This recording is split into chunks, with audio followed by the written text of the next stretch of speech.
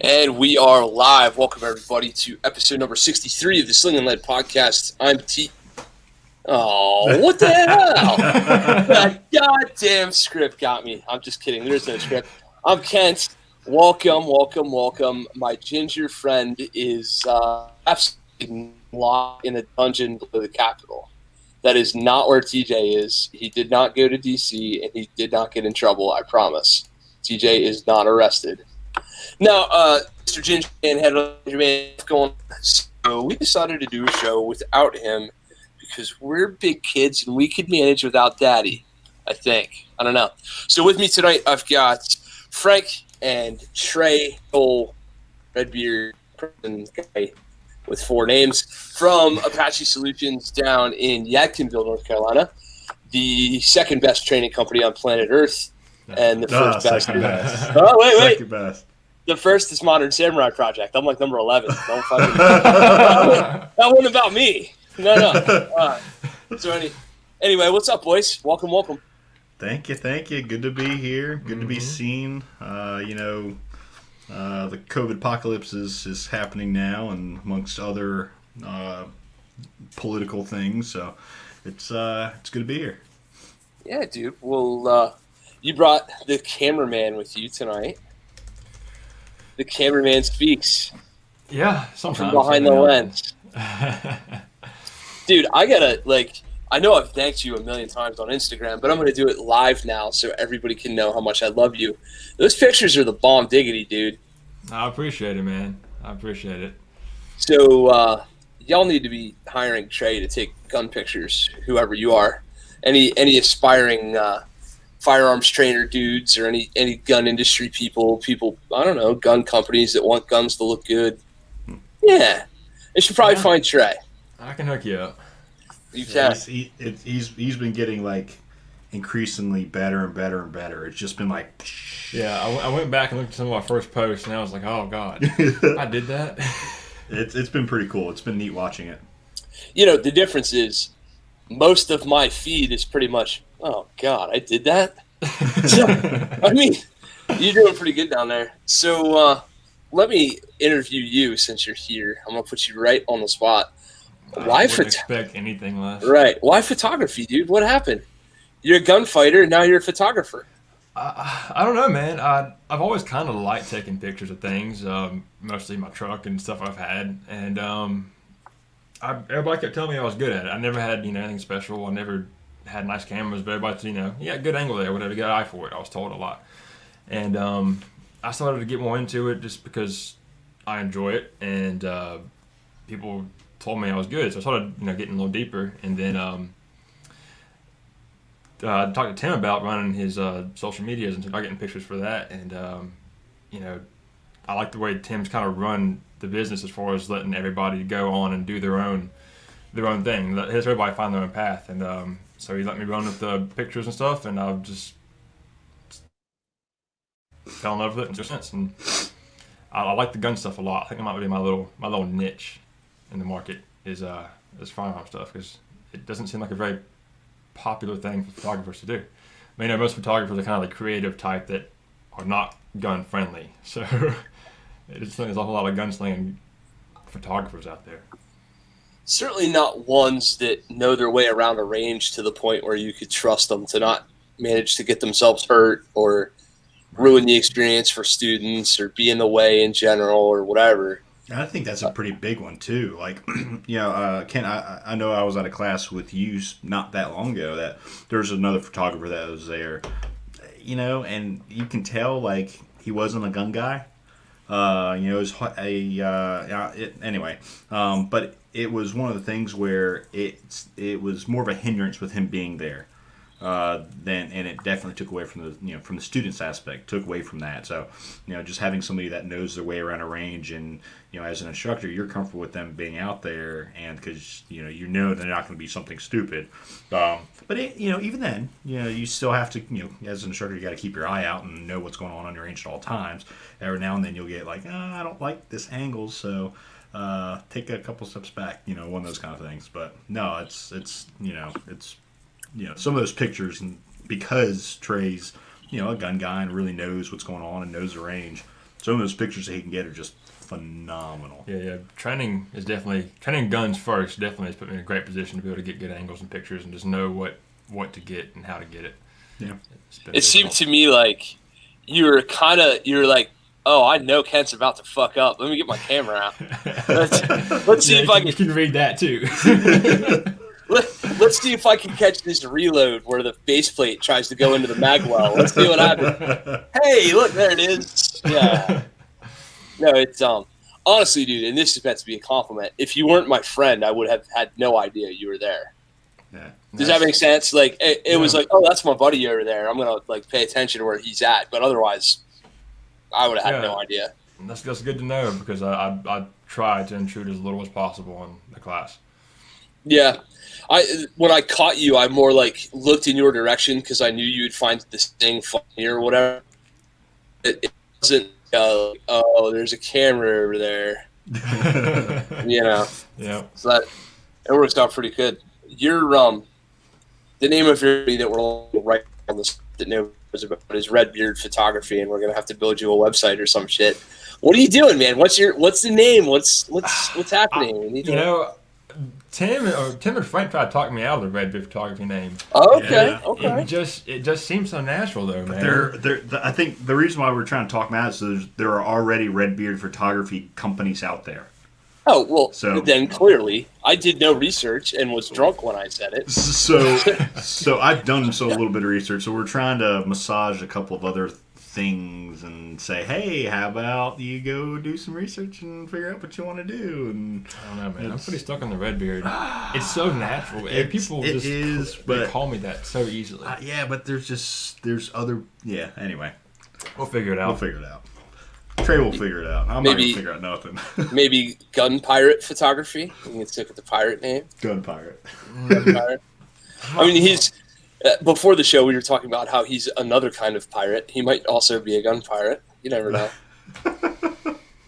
Anyway, so, dude, what's been really cool over the last year, and I know you guys have experienced it too, is we have really kind of lived the training junkie lifestyle a lot, right? There's over 1,000 hours of training on this podcast right now, just in 2020. Yeah. Between the three dudes that are sitting here, probably, I don't know, we might be pushing 1,500. We didn't do the math before the show. But my point is, I'm hearing a lot of people doing the complainy, woe is me. I don't know if I'm going to be able to train this year. I don't know if I'm going to be able to get ammo. I don't know if I'm going to be able to blah, blah, blah, blah, blah, blah, blah. And then, like, the Apache / Green Mountain Defense group text message thread is like, hey, who's going to TACCON? Who's going to this class? Who's going to that class? Who's buying this? Where are we going for that?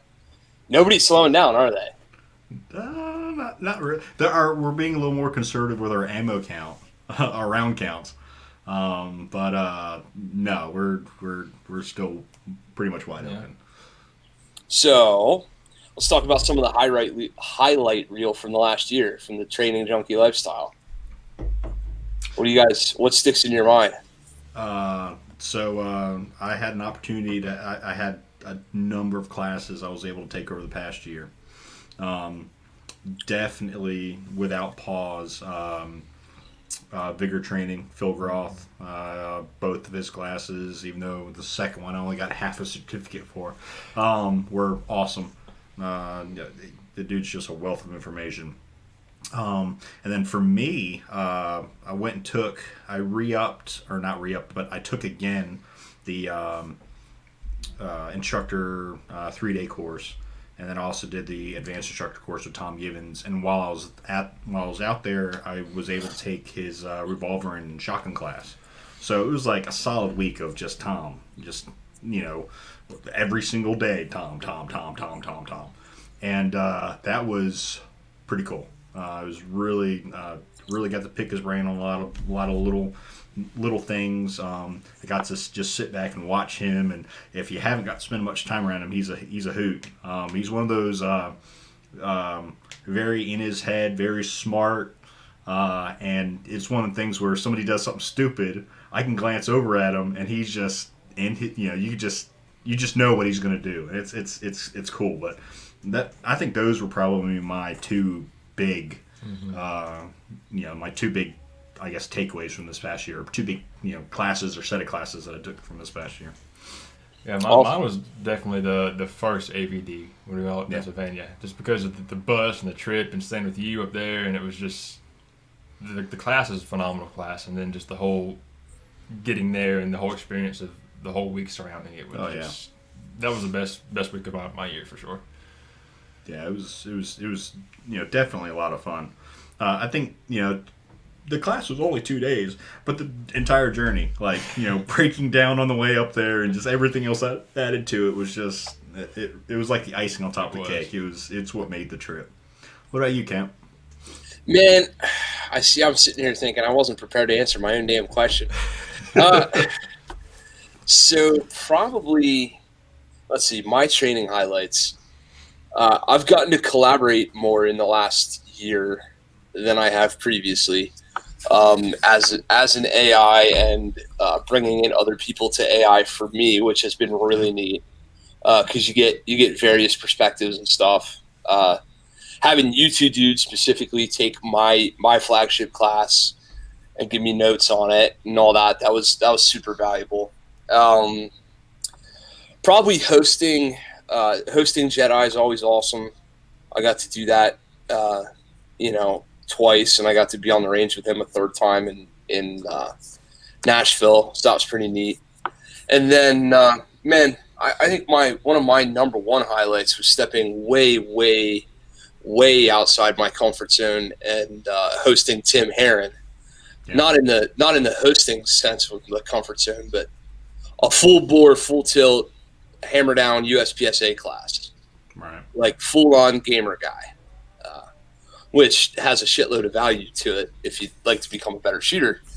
And I'll tell you what, man, that was a real kind of eye opener in a lot of ways for me. So that was a pretty big highlight.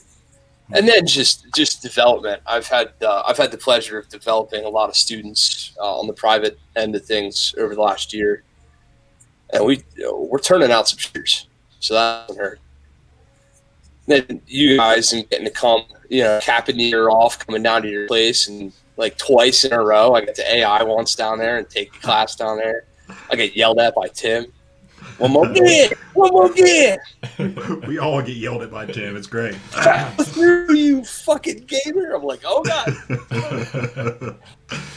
Speaking of getting yelled at by Tim, I got the first "Don't ever do that again" of the year. You did? I did. What did you and do? The second. I don't remember what I did. But he made it very clear it was the first one of the year, and I did about it. That's awesome. Let's see. At the Gibbons instructor class, Tom motherfuckered me. Like, for realsies. Yeah. Like, motherfucker! I'm like, what? I wasn't on the receiving end, but I got to observe that firsthand. So there was this poor guy who was running the smallest revolver he can fit in his hand. It's one of those little pocket revolvers. Hell, it was probably shooting a 22. I don't know. But his hands were bigger than the gun. And oh, my God. It was one of the things where he was death gripping this gun so hard that he was causing a malfunction. He was like short stroking the action. And Tom just walks up behind him and just starts unloading on this poor dude. And he's like, okay. He was like, you do that shit one more time and you're out of here. He was just dumping into this guy. I'm down there at the end with my rhino going, I don't want to do it. Yeah, that's really funny. Fun stuff. I was accused of not doing enough follow through, which apparently, maybe Mr. USPSA fast guy class might have got this moving a little quicker than these, that whole thing. But I shoot the things, move on. But yeah, having a literal legend in the industry go, motherfucker, I'm like, oh yeah, now we're doing it. It wouldn't be class unless Kent got motherfuckered by somebody. But yeah, it's one hell of a ride. So, training junkie topics. Let's have some training junkie topics.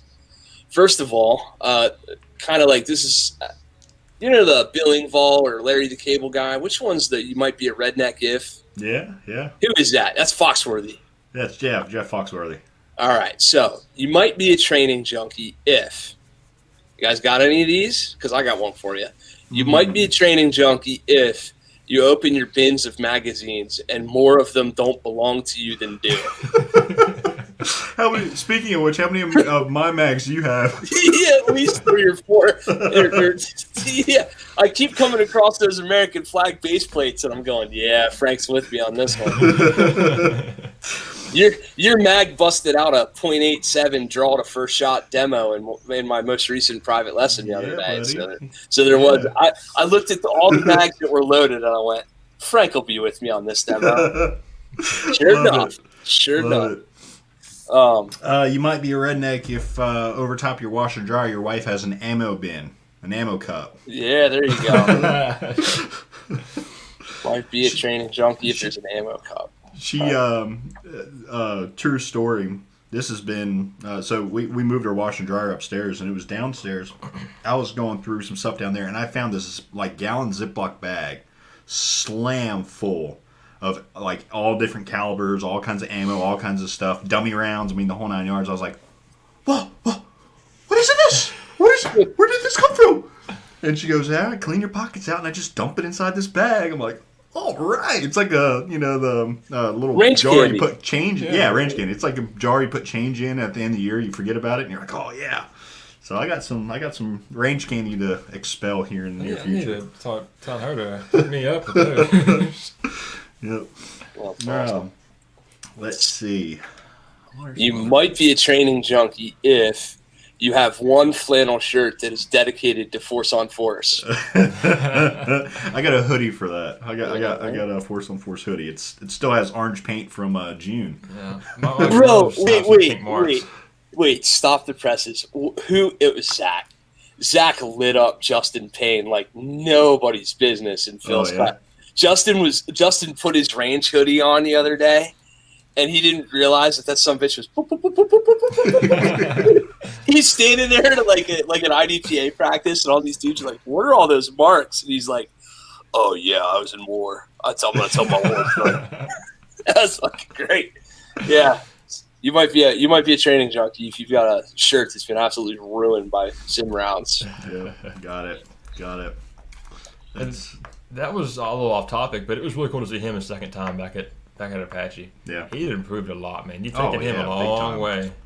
Yeah, he's really getting good. He did the work. Yep. He did the work. I just did the talking.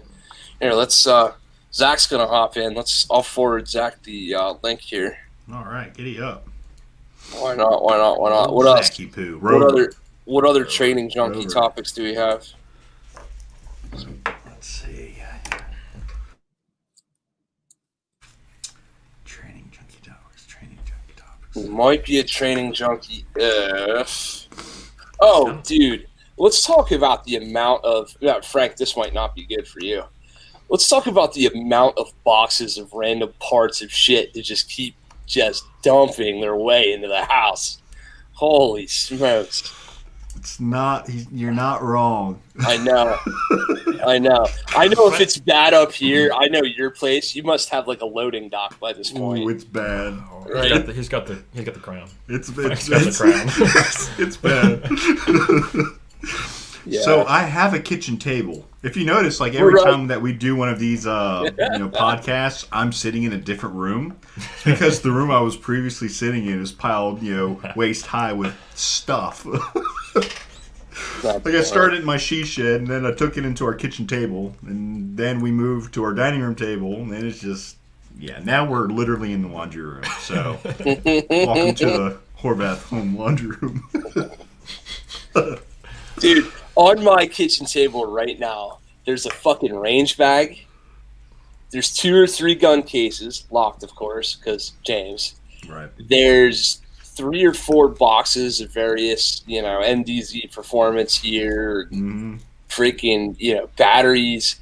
Oh my god, dude, CR123 batteries. I feel like I Scrooge McDuck swim through CR123s. I got boxes and boxes and boxes of it. I got through a half-empty box at Trey the other day when he was working on my car. He was like, well, the flashlight's dead. I'm like, here you go. Here's some more.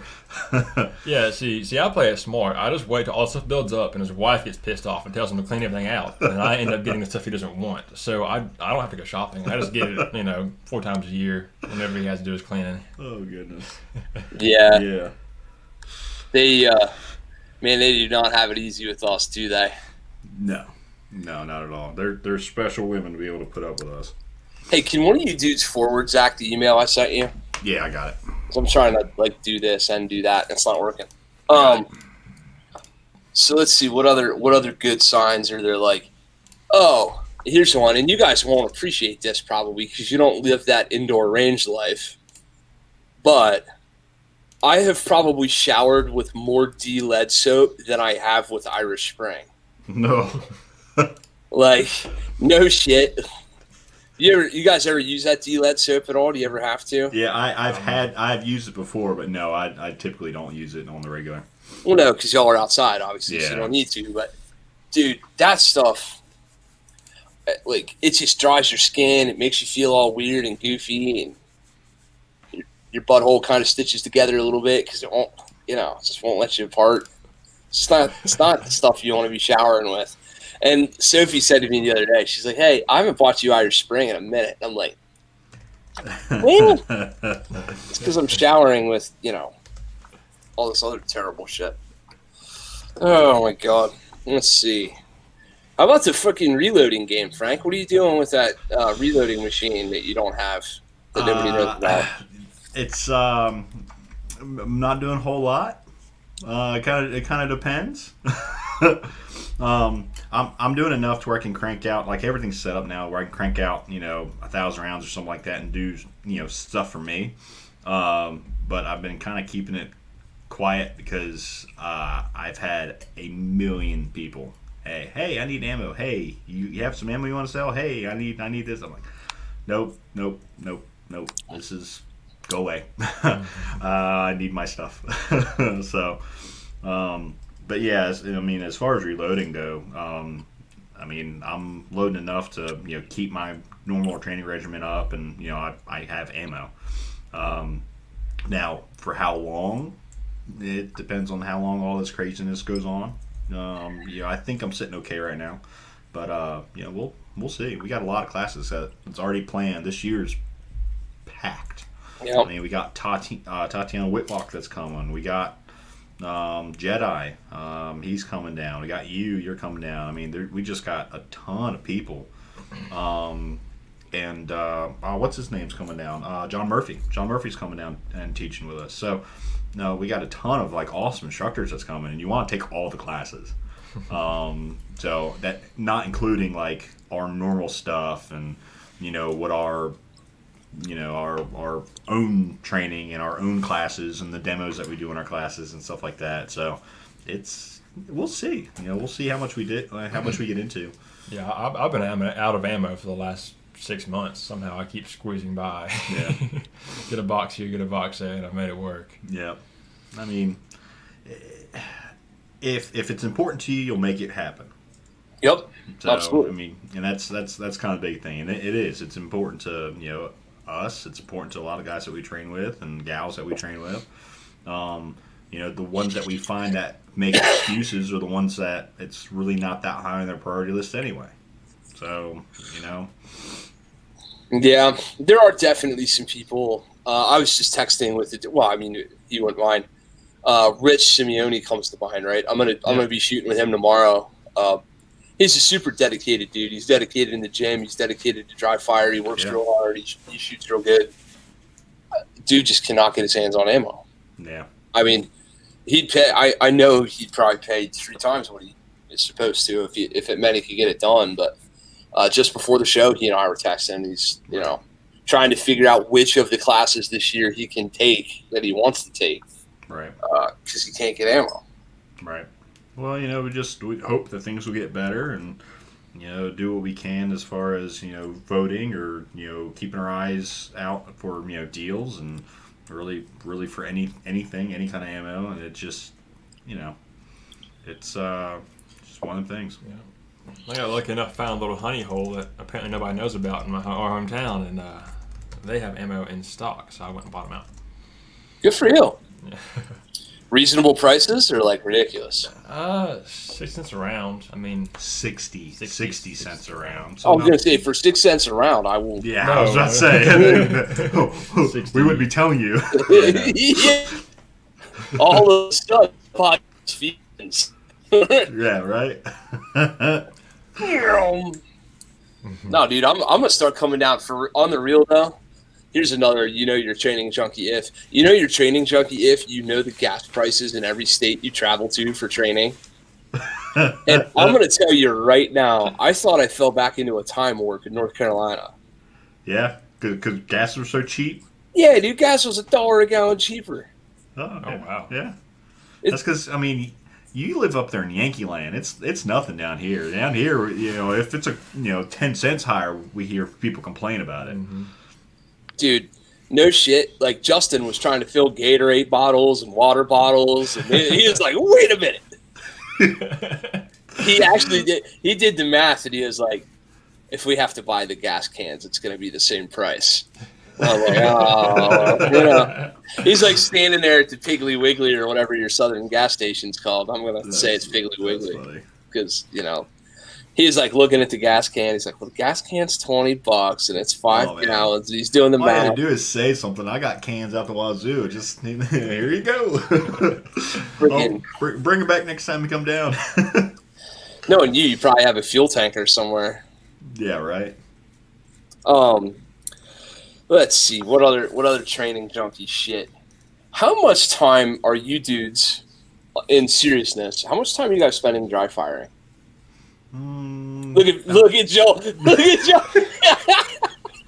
I love you. He's like disappearing. Like, oh, yeah, no. Oh, hope Tim's not watching this. So, in all seriousness, I'm about 15, 20 minutes a day.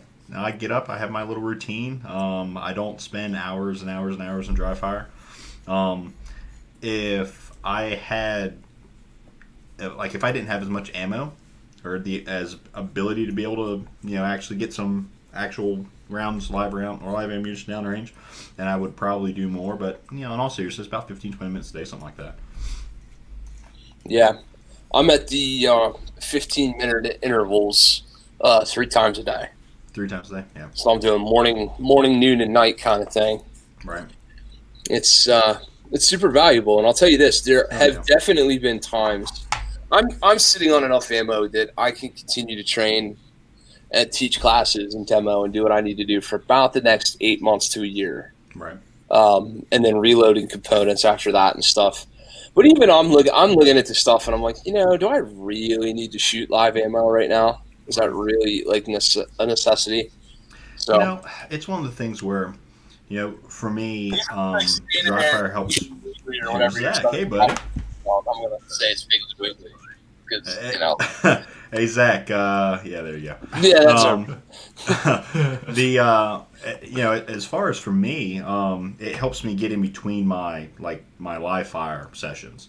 So there's a definite if I, for whatever reason, work gets crazy, something like that, and I can't get out or I can't sneak away and get some live fire downrange. There's a definite, if I don't dry fire, and I've noticed this in the past, if I don't dry fire and then I let just 2 weeks go by, I'm at a deficit than if I just went ahead and continued dry firing throughout the entire process. So yeah, no, I'm with you. So we're gonna quick pause to try to bring Zach in here with his various audio issues and everything else because we love him so much. I don't spend hours and hours and hours in dry fire. It's like we're hearing Frank all over again. I know, right? Zach. If I didn't have much. Hey, mute YouTube. Actually get some actual live ammunition down there. Hey. Mute YouTube. Rubber. Mute YouTube. Yeah. I'm at the Dude, 15-minute. do you hear shit? Yes. Yes. Mute the fuck out of YouTube, please. There. Thank you. Oh, thank God. Himself. Can you talk? No, he muted himself. Oh God! For those of you hearing this in audio form, there's Rover just trying to rove around. It's all right, Zach. You need to turn off the YouTube broadcast that you're watching, and you need to be part of the real broadcast without the YouTube in the backdrop. There, yeah. So- just get rid of YouTube. Just close YouTube out. BRB. This was I a am poor life choice. Anyway, moving on. so sorry, people on the internet. Yeah, sorry, internet people. Zach. So for those of you that just got a 50-second view, that Jordan wants to know if Zach's a Marine. Close, but no. No. Funny. Oh my goodness. Oh, any hooser. So yeah, dude. For me, dry fire has become the practice, and live fire has just become the verification of that practice. Yeah, that's a good way of putting it. You know, so I've been hammering on it pretty hard. So it's been working out pretty well. And I should probably, would probably be smart for me to look at it more that way. For me, it's more of a maintenance. Okay. It's not so much putting in practice for a specific skill. I mean, it helps, but for me, it's just maintaining where I'm at, and then once I get to a range, I can really practice and do something different or apply a new skill or something like that. Feel what the actual live fire is behind it, and then put some more practice into whatever that is. So I do it, I guess, backwards than you, but it works for me for the time that I devote to it. So Trey, your entire practice regimen is just filming the cold drill Fridays and then like going back and filming another cold drill. So is every cold drill a cold drill for the rest of your life? But yeah, 100% cold drill. Like, and there's not much in between. Actually, there's nothing in between. So, yeah, it's very cold. Oh, all right. So now we got a real good question out of Jordan here. So,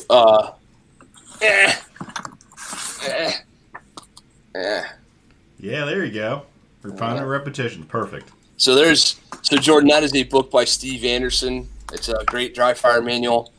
After you've worked your way through that, which will take you the better part of a year to do it again. Then do it again. And then after that, go to the Green Mountain Defense YouTube channel and check out the Dry Fire Chronicles series that I have just started, which is exactly what I'm doing in dry fire in detail.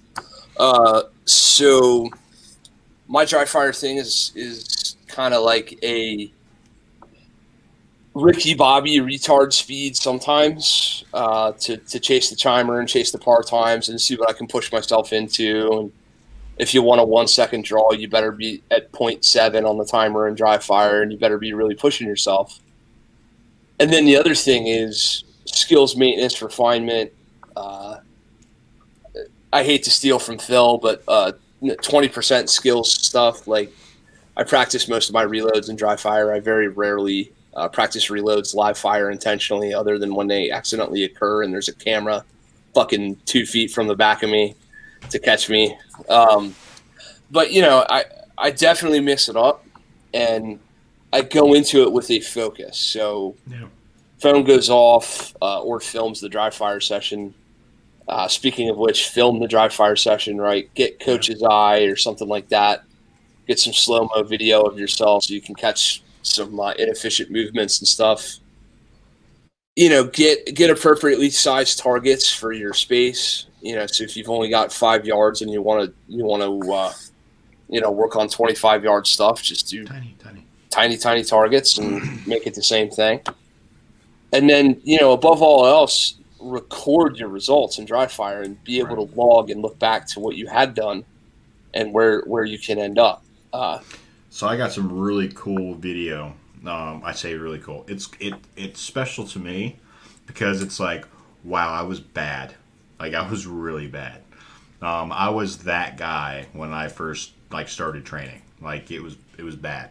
But going back and looking at stuff from 6 years ago, 8 years ago, and then looking at stuff side by side of now, it's like, whoa, this is awesome.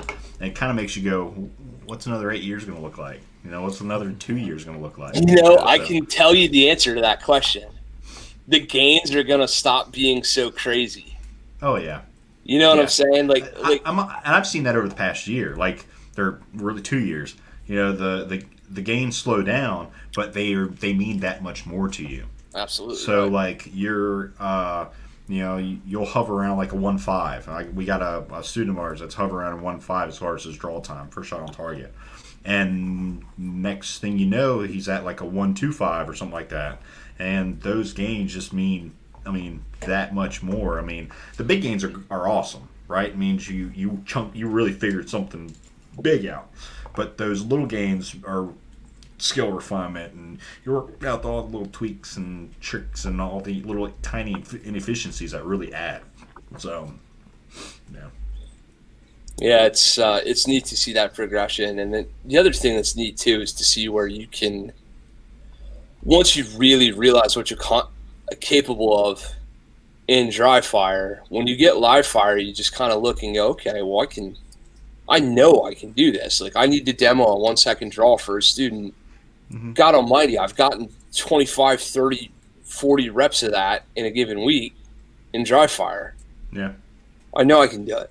So Yeah. Jordan's asking some really switched on questions. So he was talking about the Manus X, GoPro mounts, all that kind of stuff. So let's hit the Manus X first, right? So I'm of two minds on the Manus X. Part of me wants to call it gimmicky, and not only because no matter how good technology is, it can only tell you so much. Mm-hmm. And I would rather you take your feedback from the dot or from the trigger press or from. I'd rather you call your shots good or bad, based on your own feelings. Then again, you have to have a metric to back those feelings up. And if you don't know what good feels like yet, maybe you need something to tell you. Right. For me, the Manus works real well for a couple different things. One thing it doesn't work super well for is transitional shots or shots where there's some movement of the pistol. Because the Manus is calling these as like terrible shots because the gun's in transition. It's moving across a plane of targets. And it's telling me, oh, you're down in the 40s. And I'm like, yeah, well, you're on a real gun, and I'm up in the A zone, so I don't know what to tell you. Like the live fire thing kind of comes apart on the Mantis when the gun is supposed to be moving. Now, when the gun's supposed to be still, sure, hell yeah, it makes perfect sense. So, I think the Manix X has its place as far as a product, but it's not to replace actual training, like or training with an instructor or doing privates or something like that. Like if you don't have any other resource, right, and you're like, hey, I can spend $200 or whatever, and and get this Manix X, and it'll kind of roughly give me an idea of what I'm doing. Cool. If it helps you become a better shot, I'm all for it. But I've seen far too many times, like it'll say like you're breaking your wrist up or saying something, and that's not actually what you're doing. You're overcompensating and you're creating another problem because of that. Because of what it's trying to tell you or what it thinks you're doing based off of muzzle movement. So it's one of those where it's not it's not something I would immediately rush to. So that's just my take on it personally. Yeah, Have you it's played the Manix at all? I've never used it.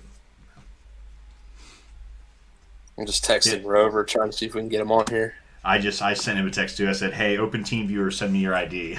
There you go. Yeah. Just go. I'll do it for him. Something else that Jordan has said is, he always preaches video, and I think we definitely echo that. So even in our privates, like we'll take video of somebody's hand, or take video of a student or something. We'll take video of a student, not to share with the world, but to go back immediately after the student's done and go, okay, so you're arguing with me, you tell me you're not dipping your head, here is video of you dipping your head. And then they can watch it and they go, oh wow, oh I see that. And it helps connect those dots, and then they stop doing what they're doing, or they're more aware of it. As a recipient of that, it it definitely helps. Like it helps when you see yourself making an error, you can fix it easier than somebody telling you that you're doing it. When you see it, oh, I'm making this movement, I need to stop making that movement. This is easier. You can make that mind-body connection better when you see yourself do it. Right. Yeah, and then at the same time, what's nice, something that we do is, so we have a drive that's set up that, all these videos and stuff that we take with people, we drop it under their folder on their drive. And after they reach a certain point, we point that drive to them, send it to their email and say, hey, here's a drive, here's all the videos that we've been taking of you over the past 2 years or over the past year or whatever, past X amount of time. Go back and believe it or not, I mean, that's a huge benefit to a student because, that really helps them, with their like almost like their self-esteem. We've all plateaued at some point. I'm not tipping my head. Yeah, right. That's it. No, so my man, so that's one of my newer private on. I was trying to give Dawn the hey, your chin and you're tense and you're ducking in and all this and that. And I took Coach's eye and I showed him that video, and I mean he was eyes to the dirt, eyes back on target. All of a sudden his draw stroke dropped. And I mean, we're not picking on this dude. This dude has 200 reps of an appendix draw ever in his life at this point. Right. And he starts dropping. He dropped right down to 1.5, and then now his new par time is like 1.35, 1.4 that he's working on right now. Awesome. All because I was able to go, homie, you sir are dropping your head. And he was like, whoa. Yeah. Not that he was. It's arguing is kind of like, I know what you're saying, and you get to guys like, no, I'm not doing that. I don't think he realized to what extremity he was doing it. Like, I don't think he realized how much he was doing it. Yeah. And sometimes you can use like little tricks and tips to like show them, like, if somebody's watching a hat or something like that, as an instructor, you can take your hand and you say, okay, but you feel my hand? Okay, my hand better still be there, and then sure enough, they do it. Yeah, it's something like that. Yeah. So, or whatever. But the video really shows them exactly what they're doing and how they're doing it. So, I think Joel Trey should work in some like super slow-mo kick-ass photography as part of his new repertoire. I know, right? Getting there one day. That'd be pretty baller. Those cameras are stupid expensive. Yeah. Yeah. Well, after he makes his first $1 million taking regular pictures, he can, So he needs to keep me in mind after he makes his first $1 million. I just want to like sweep his floors or something like that. Right? You've already got a deal worked out. I done told you about our helicopter hog hunting. That's gonna happen. The first mill is helicopter hog hunting. That's Yep. That's exactly what it is. That's it. Yep. All right. Well, Green Mountain Defense we'll be there in 28 years or so, maybe, if we're lucky. So maybe we'll go helicopter hog hunting if there's still. By that point, they'll have banned helicopters and hogs, though. So I don't know. Yeah, right. I don't know, dude. Let's see what other things. So I mean, yeah, Jordan's onto something, which is your feelings and movement are different than your actual movement, right? Like you feel that you did X and Y and Z. I mean, this is kind of like, I can absolutely mirror that though. So, first-hand experience. This happened this past year. Went to ABD. Always kind of struggled with movement. It was a weak place for me. Still is a weak place, but I'm working on it. Realized on video just how god awful I was with movement. My feet getting all twisted up, and I'm not an athletic person. Didn't naturally like play sports, stuff like that growing up. So it was new, it was different to me. And then I left. I left ABD saying, okay, I'm gonna fix that. I'm not gonna be like this bad ever again because this is embarrassing. You go up there rocking with 6 other dudes, and they're all like, quasi athletes or gym heads, and I'm not. I'm like the keyboard warrior over here. So I really started focusing on not so much the gunslinging, but really on the more athletic side of let me just get an agility ladder out. Let me just train some new neural pathways up here as far as being light on my feet and moving with my feet and not getting tripped up underneath myself. it's helped a lot. It really has. So And no that's shit, really- bro. No shit. You went from clown shoes to Pele. Yeah. Dude, the improvement was seeing you in that class from the perspective of another student in that class, and then AIing you in that class where it was like essentially my whole job to do nothing but watch you, right? I was like, whoa, Frank figured out where it was like a baby giraffe finding out where his hooves were. I was like, God damn, look at this. Dude, it was good. At first it was bad, but I had to see the video of that in order to be like, ooh, I got a problem. It has nothing to do with this. So that that was just something that that I took from it. And little stuff. It's not like I'm going out and banging out, doing really a whole lot of physical exertion, physical exercise, but it's really just figuring out like where to put my feet and how to put my feet, and again, just training my brain, making those new neural pathways, neural connections of, just the tactile stuff that that really worked for me. I get the feeling that the missus might want you to like take up salsa dancing or something. Yeah. Please. Oh goodness. Yeah, no. For some reason, Frank became a better lover. Oh goodness. Anyway, all right. Moving on. That was terrifying. Let's see what else. How about gear stuff? Let's talk about a little bit about gear stuff. So you might be a training junkie if you have more holsters than fucking Sportsman's Warehouse, or perhaps you forgot all the tools that you brought to the range, or perhaps you have more mags on every range. Like I always feel like we're just this long trail of, oh, that's Kent's. Oh, that's Frank's. Oh, that's TJ's. Oh, that's Justin's. Every time Justin comes to my home, he goes directly to the basement and starts pulling through my gear looking for his shit. Yeah, I'm like, dude, I didn't take any gear. Oh, that is yours. I'm sorry. Hell, I left IDPA practice tonight with a shot timer. That's not mine. That's great. That's mine now. It's just I don't mean it, but it happens. All right, we are gonna try. This could get fucky. Let's see. One more try. Oh my goodness! Oh my goodness! He figured it out. Better? Yeah, much. Ladies and gentlemen, Zach Cox from Apache. What's up, homie?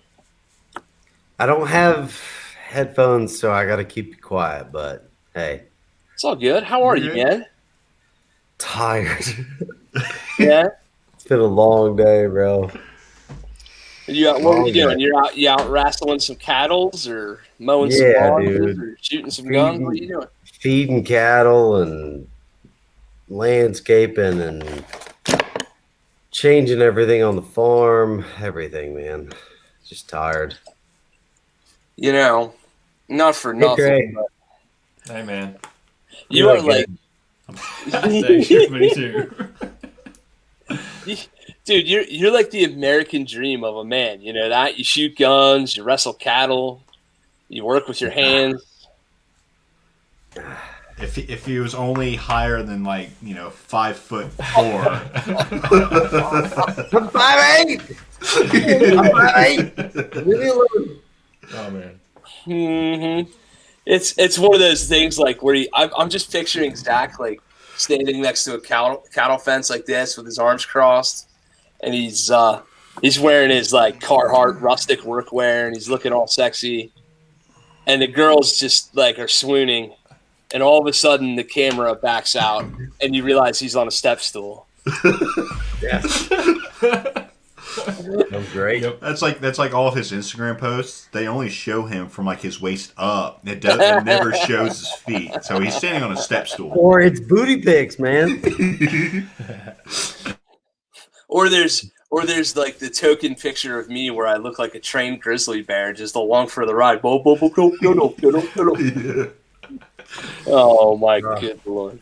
So Zach, we're talking about training junkie shit. What you know about being a training junkie? Are you a training junkie or what? I think you are. Yeah, dude. A lot. Yeah, a lot. Yeah, that's I'm that moment. See, let's take a minute.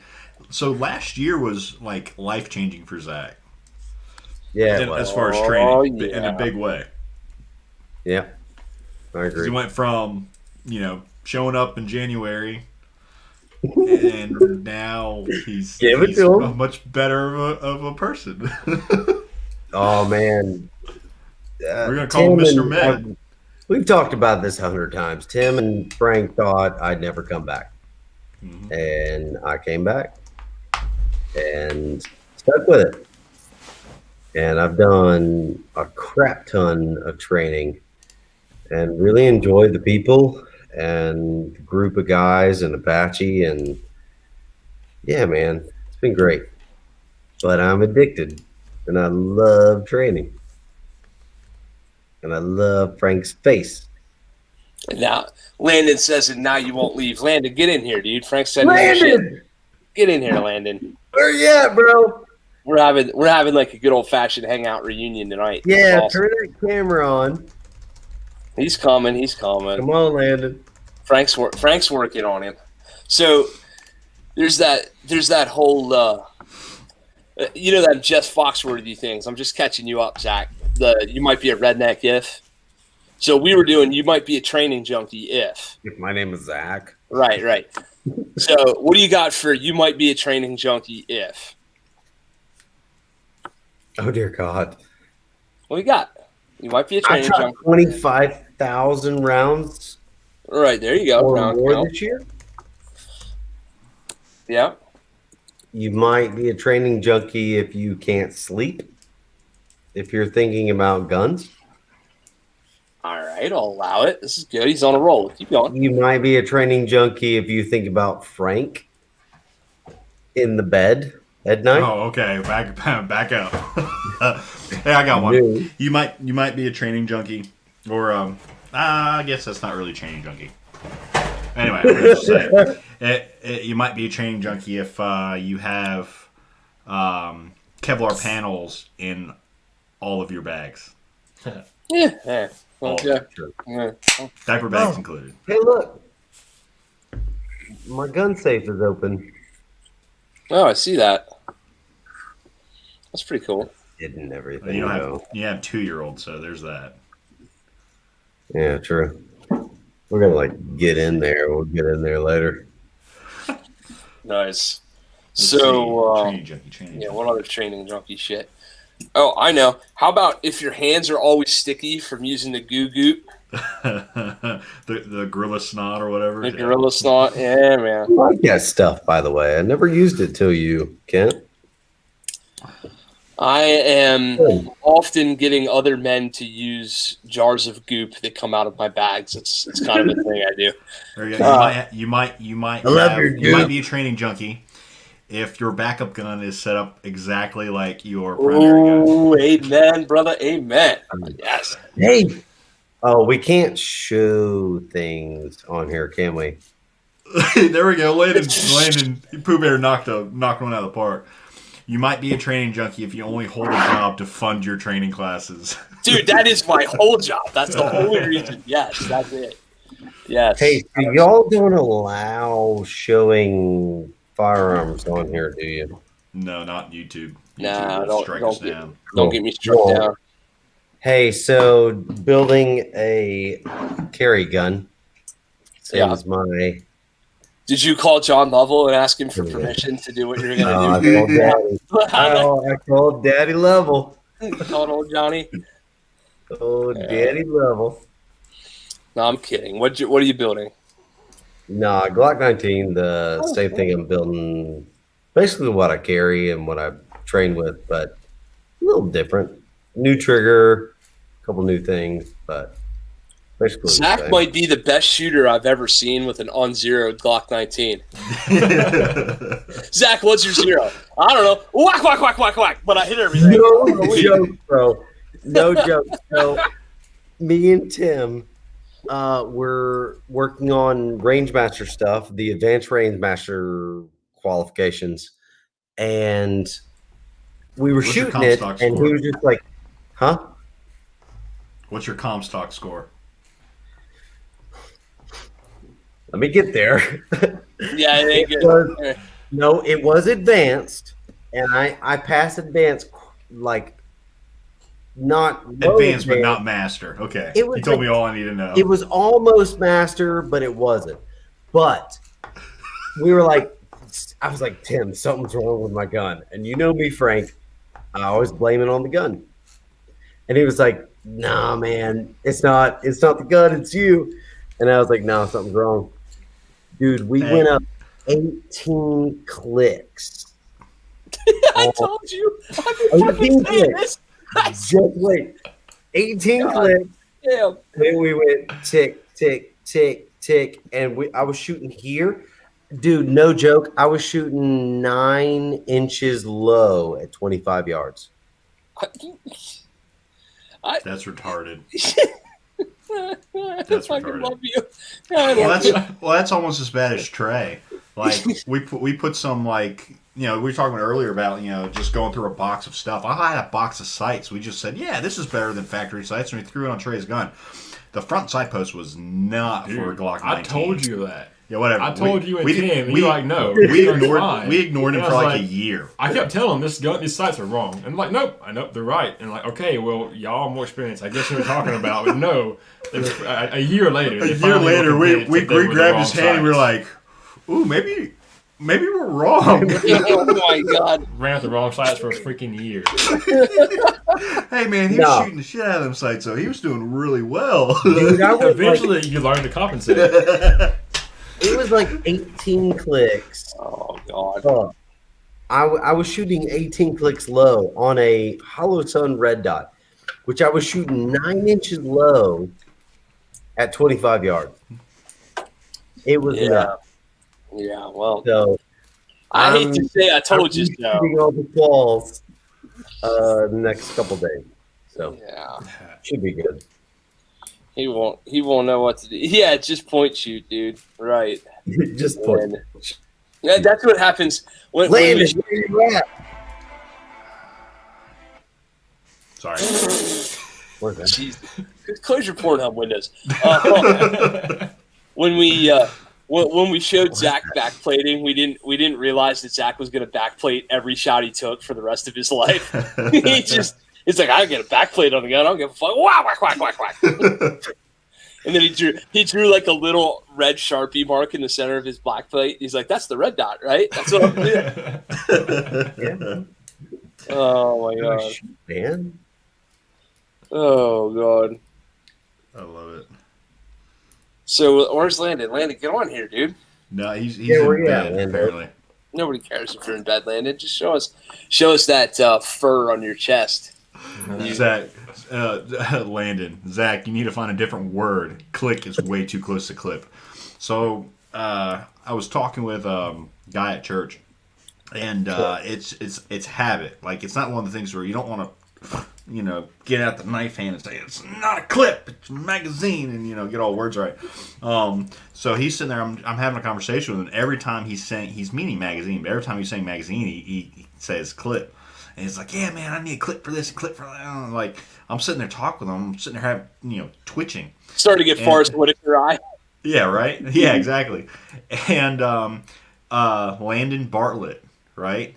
Landon Bartlett. He's one of the guys that comes and dreams with us from time to time. But he shows up and he goes, hey, man, I just want to let you know. It's a magazine, not a clip. And then he walks off. Like, I'm like, we actually taught him something. We actually taught Landon something. The one thing. Oh my god. Yeah. I had a Landon, end the conversation. so Done. Where you at, Landon? here. I'll give you one. I was in Sportsman's Warehouse today because it's kind of like your academy. Every once in a while they'll have some ammo or something. It's worth sniffing around. And I was on my way home from work, so I figured I'd go do some sniffing around. I had a conversation that made my Forrest Whitaker eye come out so hard, bro. I walked up to the gun counter and they actually had PS. Like, if any of you dudes are looking for $550 brand new Glocks, I found like 10 of them. Yeah, so there's that. So that was the only reason I was up there Sure. looking. Yeah. I'll tell you, Sportsman's Warehouse, Chambersburg, PA. I get $550 brand new Glocks, Gen 5s. 19, 45, 17, pick your poison. Anywho, so I was standing there seriously considering buying 2 or 5 or 11 of those sons of bitches. And, absolutely with no intent to sell them because that would be illegal.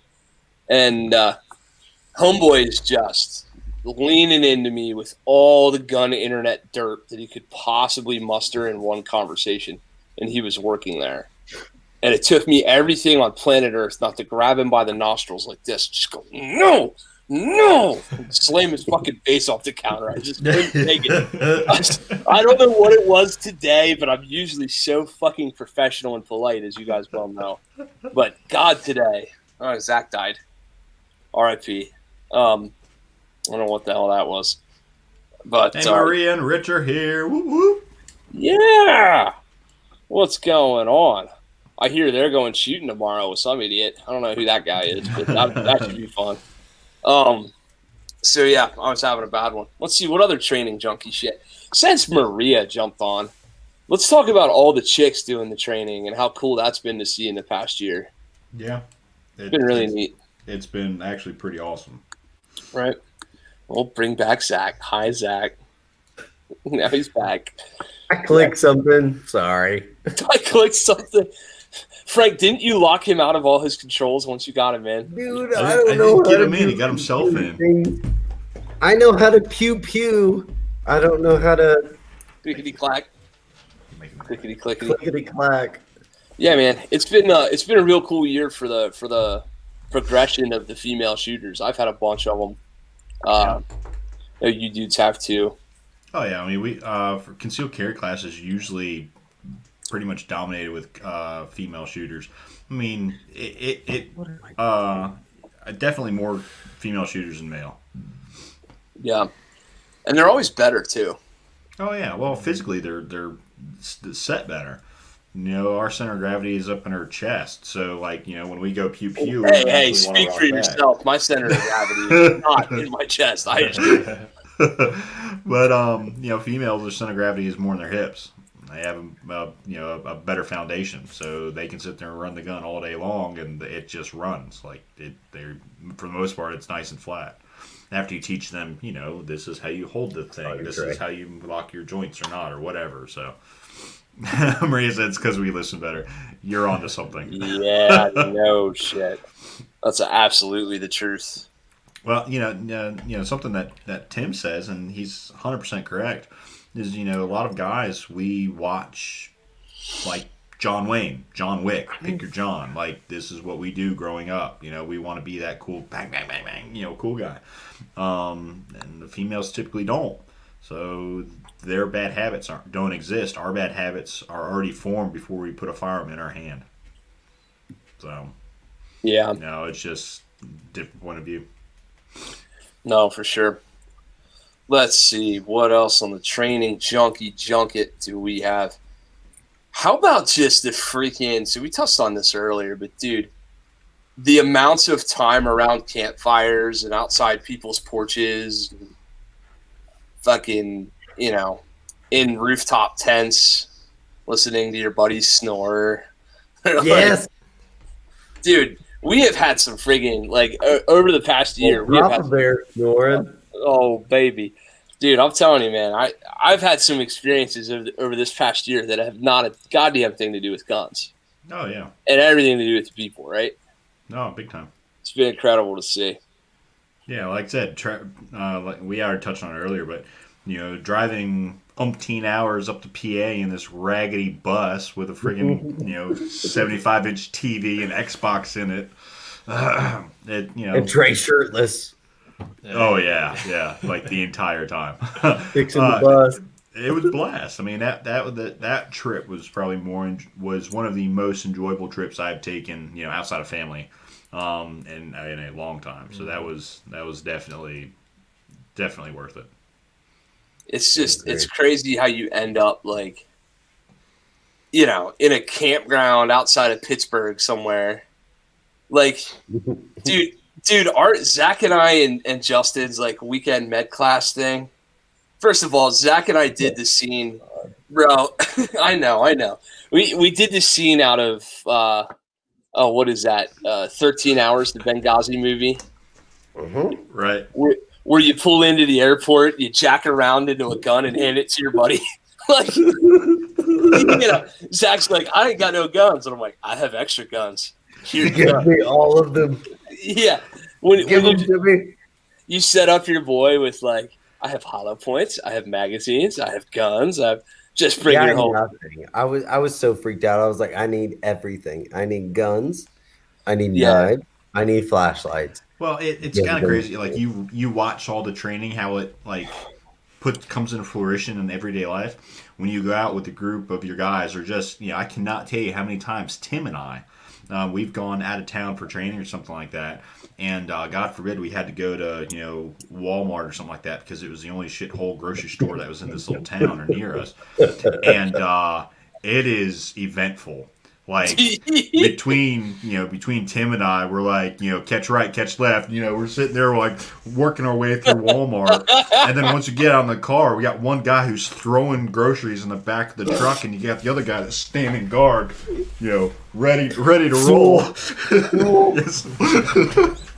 It's nothing but comical, but it just happens, and it's eventful. I'm telling you right now, when I got two of these. The first one being that when Timmy and I were in Ohio, and we were in the ghetto to the point where the like, you there? We were just there last night, and we're like, fucking bad place to stay, right? And we're at like the Food Lion or whatever. And I'm pulling security for Tim as he's loading groceries into the truck. He's like, everybody knows what you're doing. I'm like, I don't fucking care. Get that shit in the truck. We are going to get stabbed. So that was like Trey and I. We went up to actually your class up in Pennsylvania. And we got done at your house. And, man, I had the munchies something bad. I wanted to find me a McDonald's or something like that. And it was like, 1, 2 o'clock in the morning, something like that. We ended up driving in like downtown Harrisburg at like 2 o'clock in the morning. Had no idea where the hell we were. And we're driving through like these ghetto-ass back streets. And we're like, oh, skinny pedal on the right, skinny pedal on the right, skinny pedal on the right. Yeah, that was the motto of the whole trip right there. There are no red lights in Harrisburg. There is no such thing. Dude, or how about the freaking when Biscuit led us astray and didn't know the difference between fucking Allentown and Lebanon? That was retarded. The wrong way. An hour the wrong way. And dang, I got to watch Kent firsthand, like space. Like looking around. Kent was just in full blown like, I do not like where we are and what we're doing right now. It was almost as if he was like, what? Do you remember getting beer? Which time? Do you remember getting beer with Justin? Yeah. No. Do you remember getting beer with Justin? I get beer with Justin like 20 times. No. I'm talking about where the woman was, a man was beating their child in the background. Yeah. You remember that? Dude, we're outside of Pittsburgh at med class. We were gonna hang out with Rich and Maria that night, so we wanted to roll, bro. And Justin was like, "What's going on?" He's like, "What's happening?" Dude, no shit. We're at this little crap hole fucking beer distributor / gas station / airport / hair care fucking, the whole redneck thing, right? And dude, I'm gonna tell you what. No, I know redneck. That wasn't redneck. That was like Hills Have Eyes or whatever. That was Hills Have Eyes. That's what you said. Hills Have Eyes. Yeah, dude, we're in this place, and the sounds. There's a baby monitor rolling, right? So Mama was in the beer distributor, and Paul was up at the house with the baby, and Mama was watching the baby monitor, and you could hear track with like harps over top of beer coolers. Yeah. It was not good. And like you could hear this little girl screaming like, "I want food!" And she's like, You're not gonna get food. right. Like you hear old man, and then like the lady's like, ha. She's like reaching to turn down the fucking monitor, and I'm like, God has stressed me out so bad, dude. I'm seriously like staring down the house, and half of me is like, I'm going in there and getting that little girl, and the other half of me is going, this is a fucking trap. I know it. Run, we gotta run, bro. And dude, I love you, Justin, and Justin's gonna hear this and whatever. I don't give a fuck. Zach and I were like, what in the world? And Justin's like, oh, so you have any perpetual IPA? And I'm like, Justin, hey, let's go. There's a murderer up the street. Get Bud Light. Let's go. So I think I would have to hear the sound because having a 4-year-old that will have an absolute shit fit over, I'm so hungry, blah blah blah blah blah. When she's not, she like just got up, she just finished eating like all the food. It puts you in a different state of mind. Like we went out to eat earlier today, and we ordered her what she wanted, and she cleaned her plate, and then she ate a little bit off another plate, and then she had just this absolute meltdown over, I'm still hungry. But if you buy her another plate of food, you know what happens? She goes, I'm full. You're gonna eat all of it. All of it. Frank, the difference is you're not a dirty whore. That escalated very quickly.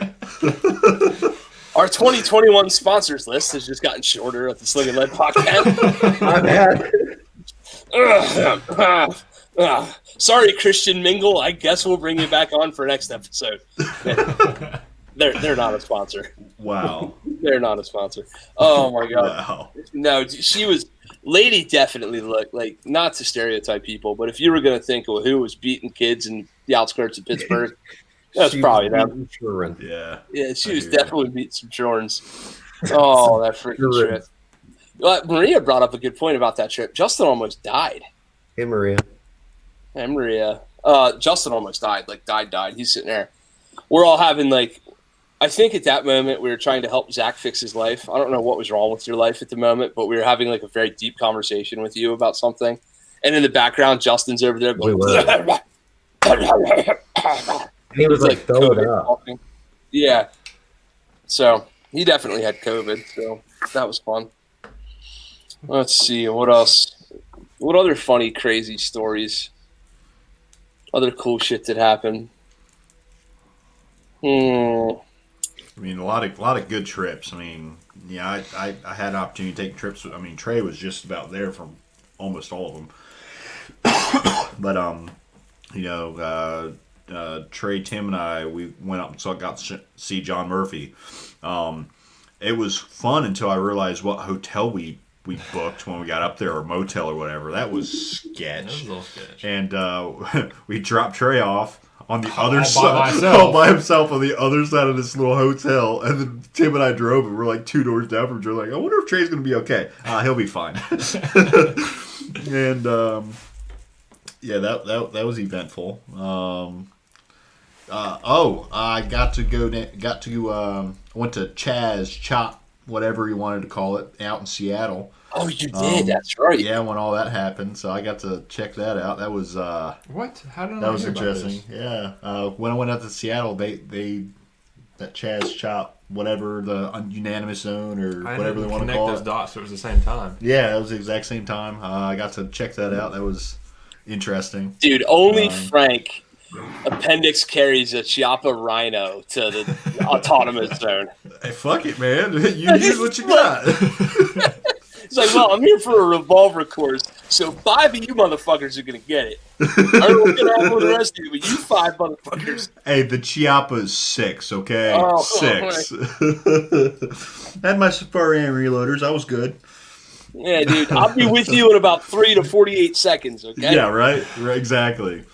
Oh, man. No, it was... I definitely overloaded with ammo when I went and visited that, too. Just... yeah. Peace of mind. You know, I was pulling the whole Kent Hauer med kit on my ankle, med kit in my back pocket, med kit in my in my 511. But no, excuse me, I did not wear. I wore jeans because I wanted to blend in as much as I could. Yeah, I don't think I've ever seen you wear jeans. That'd be an interesting endeavor. Yeah, I break them out from time to time. I got some Vertex I enjoy. 511, bro. Tactical distributors, Jesus. I feel like Tim's going to log in and just go, tactical distributors, and log out. Have I told you about my Lord and Savior Tactical Distributor? And he's gone. That needs to be a patch. Where Yeah, is I know, right? Tim? Do what? I said, where is Tim? Oh, he was busy. He was busy recording a video with Trey. Yeah, super busy with me. Super busy with Trey. Yeah. This He's guy. With me. doing dad stuff. Leave him alone. He's off until February. Let's see. Maria asked, do you own any non-tactical clothing? As a matter of fact, I do. No. So these are my night pants. doesn't? And they're Either American Eagle. Thank tactical you. clothing or dad tactical clothing. Either way. Tactical. I wear jeans all the time. I don't wear 511s. Well, they're 511 jeans, but they're still jeans. I don't know. They work. Yeah, but they're designed a certain way. I mean, I've never had 511 jeans. Are they worth yeah, it? 511's got jeans. Dude, yeah. They are worth it.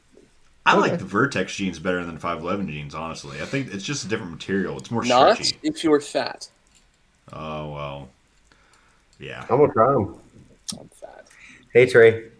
Yes, Man, Maria, what's they going have on? magazine pouches built in. Why We is haven't Maria? talked in a while, bro. Maria's trashing on my jeans. I don't like this very much. Magazine pouches. No, You mean Miss his Maria- actual pockets. There's no magazine pouch in the 511. It's just Kent's pocket. There's a special magazine pocket. Hey. So Trey, Huh. how you doing? Pretty good. What's up? You haven't talked in a while, bro. What's listening to y'all, man? Talk to us. He's over here Yeah, drinking his 420 beer. Yeah, Dude, it's I was gonna. How's the this- photography? We already did pretty that. good. We've already missed. You already missed that. You already missed all that. Yeah, I'm going back to yeah, Maria yeah. for a minute. Maria, I was going to give you some 9mm to shoot tomorrow, but now you're on my naughty list. I ain't giving you nothing. You're getting nothing tomorrow. Damn it. She might be right, though. In hindsight, she's probably right. I don't know. I mean, look at me. I look like freaking like the ogre Shrek coming. Anyway, anybody who sees me coming is like, is that a trained bear or a Oh, nope, that's a person, I think.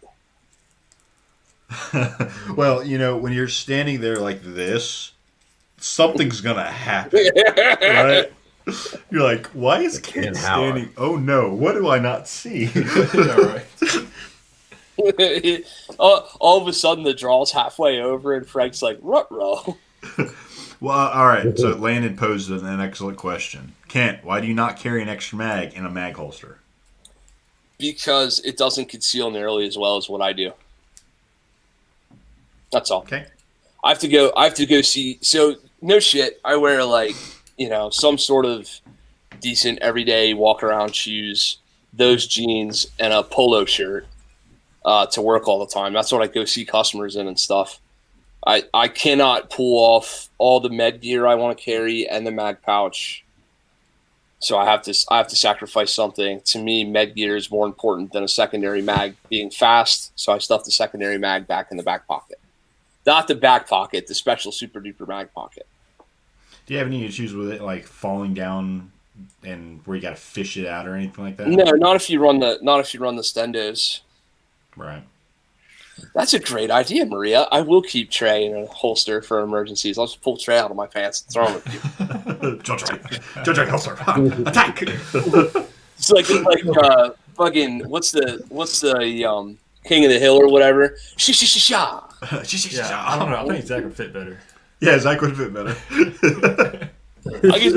I could put Zach in like a Yoda pouch on my back. The difference between Zach and Trey, though, is like Zach will be in your pocket, slam full of gear. Like he'd weigh like 4,000 pounds because he's got his like full tactard vest, the whole 9 yards. Trey would just be Trey. Yeah. There you go, Maria. Pokemon, Trey, go. That's perfect. That's one thing I like about me is I train. What I bring the range and train with is what I wear every single day. Yeah. It doesn't come off as a See? change. Nothing. There we are. Yeah, if I'm gonna clown on some of you dudes, I'm a clown on the dudes that put the outside the waistband magazine pouch right in the appendix position in front of the gun and pretend like they wear it there. Yeah. Y'all don't wear that shit. Right. Come on, homie. You don't wear that Use shit. your red beard assault. I love it. Maria. Yo, hey, Frank, email Maria a link so she could jump on here. Maria, you want to be a host? Please. Pokemon Children, go. I don't think I have her email. It's richesmom23 at AOL.com. God, I love Pokemon. It is not that at all. I was about to put that in. Maria, post up your email or text it to Frank or text it to me or something. We'll get you on here. That'd be fun as shit. Oh, my God. Comment. We got.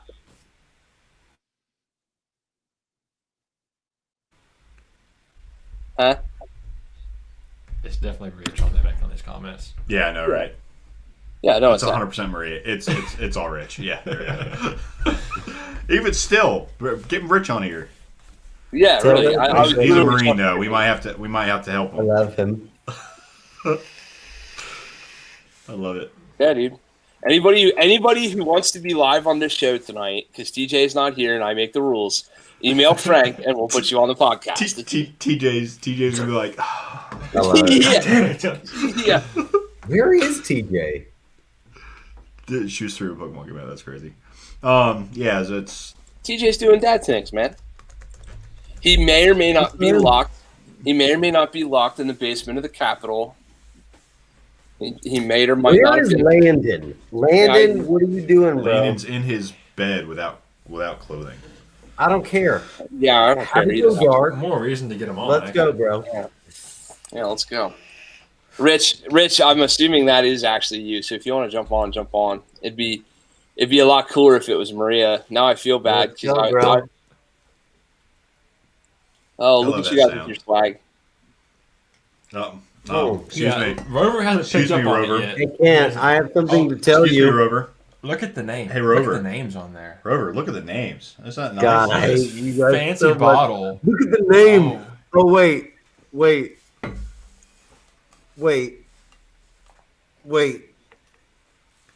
There's no name here. Ouch. But I will say this to Kent. Hey, hashtag run your gun, not your mouth. Yeah. Pretty good hashtag. Mm-hmm.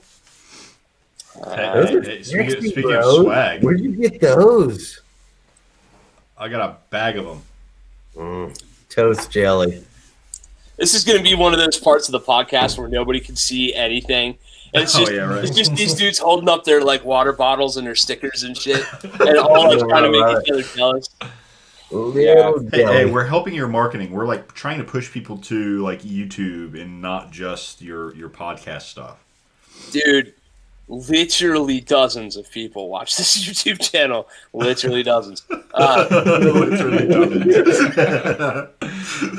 The podcast does way more numbers. Run your pockets for your spare mat. Hashtag run your pockets for your spare mat. Yeah.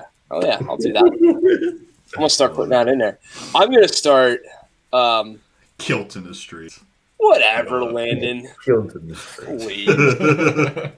You know me, Landon, I'm YouTube sensation Kent Hauer. I can't die in the streets. No, it's Kilt. Kilt. Right. He's rocking it like me. Oh. Man skirt. Got it. Where's your kilt, bro? No. That's in the bedroom. No. I'm vetoing that shit. No. Frank, me and you, kilt. Let's do it. I'm trying to think about finding a size for somebody so I can Wait, where am I going? Okay. Get On the camera. Kilt too. I done told On the you. camera, it's You right buy me here. one, I'll wear it. Pointing right at So him. tempting. I love when Joel's Southern comes out. He's like, I've done told you. Like, man, I've done told you. It's a lot of fun when he gets tired. His mumble speak comes out. It's bad. It gets bad. Cause you're like, Huh? almost like Boomhauer on King of the Hill. Like, The fuck did he just say? Tired, cold, and a little sideways. And then if you say if you respond with what, He gets like all you mad. can watch his face get red. Blood pressure gets really high. Oh, it's I know. so fun. He got so mad. He slapped my wife when she did it. She said, "What?" He slapped her. He fucking backhanded my wife. Bro. That didn't happen. I was like, and he's alive? Yeah, no, I wouldn't survive. Yeah, that. he's Let me see the alive. bullet wounds. No, but he, Landon! she Where are was you? fucking with him though. When he was in the kitchen and he started talking to her, she's like, "What?" You know, started like getting that little twitch to him. Walk out, and she was like, I hate all of y'all so much. Every now and then, I've slowed down on it, but every now and then I'll do it. I'll be like, huh? What? Come again? Yeah, he used to get me like 4 once in a row. Now I figured it out. "Oh my god!" Speak of the devil himself, he lives. Biscuit, Special Biscuit. There he is. Oh, crow. Don't ask this man for directions because you don't fucking know. He ain't got no idea. We are all gonna die. Who is Special Biscuit? Who wants to tell the story? It's Special Biscuit. I think. So, Yeah, go ahead, Frank. Do it. so Trey and I went up to go take one of Clint. I'll be Kent. Clint Smith. Old Kent's Clinty. very awesome class, and Biscuit was there. Old Clinty's good had class. had very limited experience shooting, if ever. I think this is his first time like drawing out a holster was your class. Is that right? I believe that's I correct. think it I was, think yeah. that was right. I'm pretty sure that and he was doing all right. Like he was just a natural shooter. Like by the end of the day, he was doing very awesome, very good. But he some stuff came up and he needed to ride home. So we offered to ride home, drive him home or whatever. Or by we, I mean Trey and I were going to ride in the back seat and let Kent was going to drive because he was our ride up there. And long story short, he was telling us how to go one place, and Kent was sitting there going, okay. Are you sure it's this way? And he's like, yeah, it's here. And then the farther we're going, the Biscuit's going, I don't really recognize where we're at. I don't recognize anything. And then he's like, well, just give us the address. And we pull up the address, and it's an hour in the opposite direction where we're actually supposed to go. Like it was, way out of our way. And apparently, Kent's more familiar with the area. Apparently, we weren't in like the best side of town. Like apparently, it was a pretty rough side of town. There's no apparently about it. It was. Yeah. I'm sitting there. So my whole mindset is like, first of all, I could have sworn Rich and Maria lived on the other side of the state. I won't say where they live or whatever. I thought they lived somewhere else, but I could be wrong. So I'm driving. I'm like, whatever. And as I'm getting in the neighborhood, I'm like, I can't imagine they live here. Like this isn't adding up. And then my GPS goes, at the next take a right onto 12th Street. And I'm like, motherfucker, no, we are not going down 12th Street. Oh yeah, because the Nope. riots, the BLM riot or whatever had just happened. Yeah, BLM had just been there. And It's on 78. yeah. This was fresh off of the first AVD. Yeah. So we were all itching to like. Yeah. Yeah, dude. Like literally, BLM had just been there the day before, and here's like freaking Los Blancos, like the whitest dudes on planet Earth, driving through this motherfucker, just strapped like a son of a bitch, going, "This is not gonna go well at all, and if we get carjacked, they have no idea what's coming." It's And gonna be bad. We're literally, I'm driving, I'm leaving all the space on planet Earth, I'm doing everything right, I'm checking my exits. I look up in the rear view and give Frank hey bro, you gonna save my life look? And Frank's like, oh motherfucker. He starts like, he's all of a sudden assembling a rifle in the back of the truck for some reason, And Joel Trey's back there like staging his seatbelt, getting all ready. Biscuit is just. And he literally says at one point, Biscuit goes, I feel like I don't know what to do. I'm like, You have no idea. absolutely. Just imagine if like we'd have all bailed out, we'd have shot through the windshield, we'd have done the whole thing. We like hits and angles like a motherfucker, and when we go back, Biscuit is just still in the passenger seat, like. What did I do? I don't know what to do with my hands. Oh Lord. Oh my God. Yeah, dude, it was not. And then when we're out in front of the house, because he gave us the address of like 123 12th Street, and we're out in front of 123 12th Street, right? And all of a sudden, I'm like noticing that the inhabitants of 123 12th Street are looking out the windows, looking at my big, obvious F-150 with a rooftop tent on it, and job boxes full of God knows what in the back. And this dude's like looking out, looking in, looking out. That poor guy's like, "Oh my God, it's the FBI! They're coming! They're coming! They're finally coming! What's happening?" That was eventful. That was a lot of fun. Yeah, it was. What a freaking time! What a freaking time! And then, of course, we had to explain to Sophia, who had like, Sophie's like, dinner was ready 4 hours ago, and we're like, yeah, we're still on the interstate. Thanks, Biscuit. The story we're telling a year later. Thanks, Biscuit. Biscuit. Not gonna forget that. That was great. Oh my God, it's not quite a year. It's only been 6 months. I'm sure he's already redeemed himself in many, many ways. Good dude. Just what a funny friggin' like. Oh my God. Like, bro, you got the whole ass town wrong.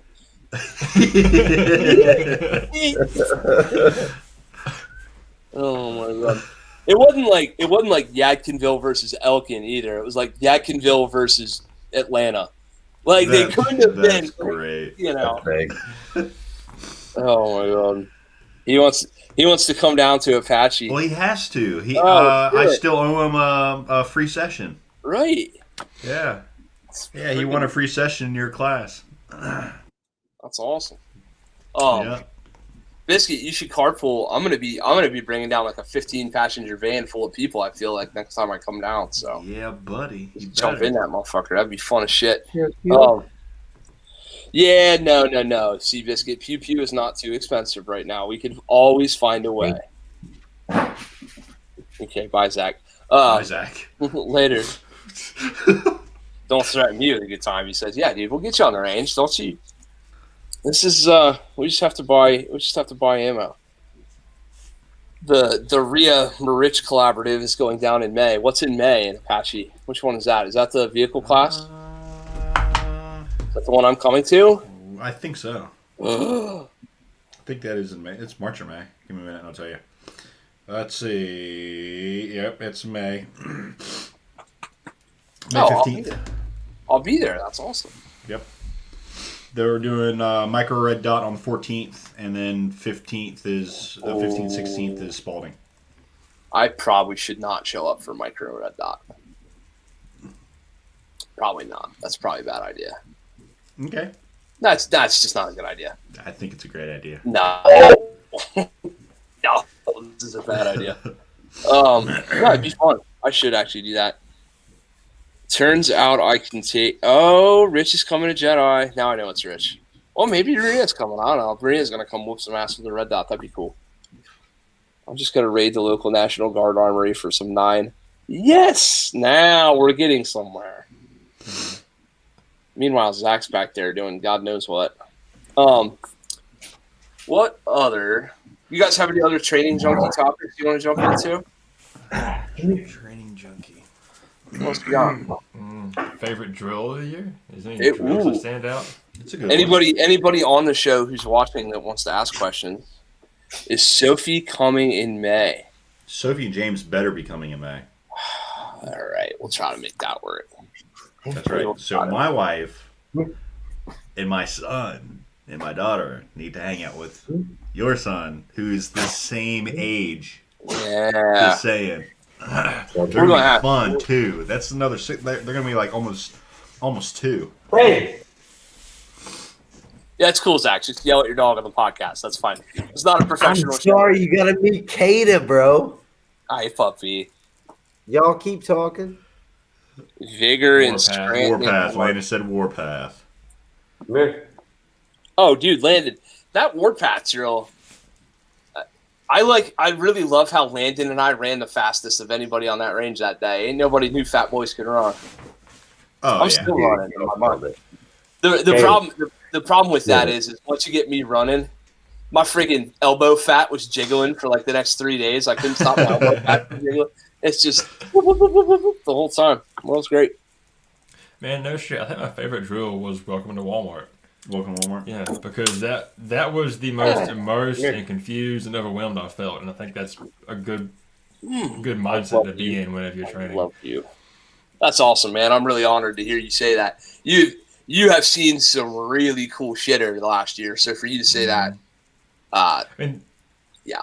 that I mean, I was literally crawling on the ground, like I'd lost my bearings completely, and then it got to the point where like I pride myself in being a pretty safe gun handler, right? And it got to the point where I was starting to come around past a lot of limits, and you had to stop me because I was so immersed in the drill. And it's hard to get that immersed in the drill whenever you're on a flat range. Thank you, man. That means a lot. That's awesome. That's so cool. Yeah, Landon, you do move when required. Landon's my puppy, man. He's like a younger version of me. Dude, Lane gets it, man. He can move faster than anybody there. I'm gonna tell you right now. Not that I want this to happen, because Lord knows I don't want this to happen. But can you imagine the John Correa active self-protection video where he narrates Landon just whooping somebody's ass? Just like, well, this unassuming redneck fella who looks a little soft in the midsection apparently turned into Superman as he dives over a car and shoots 4 people in the face. It's Landon. Like, goddamn. Yeah. Yeah.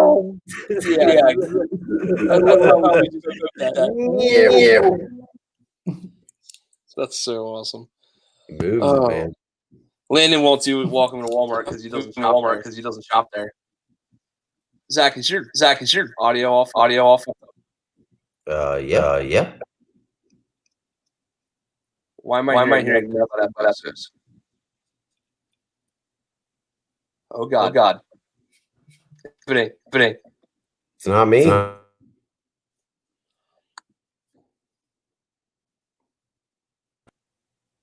Hey, Frank. Oh.